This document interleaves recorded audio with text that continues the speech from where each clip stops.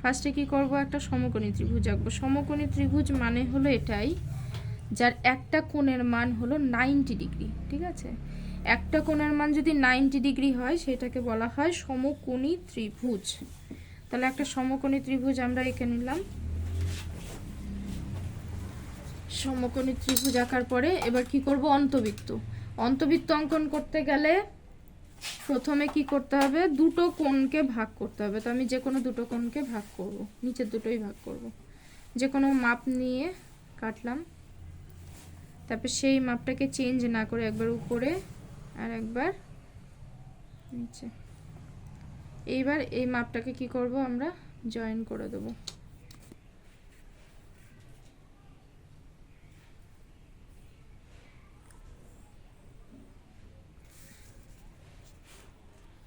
Same ভাবে এই সাইডটাতেও করব, এই মাপটাকে দিয়েই।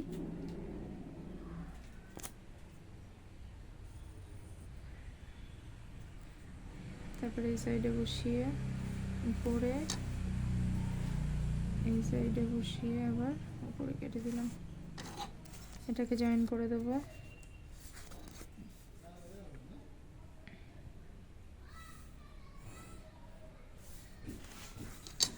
এবার কি করব, খাতাটাকে ঘুরিয়ে নিয়ে এই মাঝখানে বসিয়ে একটা অর্ধবৃত্ত অঙ্কন করব। যে কোনো মাপ নিয়ে একটা অর্ধবৃত্ত অঙ্কন করলাম। এই সাইড থেকে একবার উপরে, এই সাইড থেকে আমরা উপরে কেটে দিলাম। তারপরে এটাকে কি করব, জয়েন করে দেব। এই মিডল পয়েন্ট থেকে তোমার এই মিডল পয়েন্ট পর্যন্ত জয়েন করে দিলাম। জয়েন করার পরে লাস্টে তোমার এখান থেকে এতটুকুর মাপ নেব, নিয়ে এটাকে জাস্ট একটু করে ঘুরিয়ে দেব। হয়ে গেল অন্তবৃত্ত।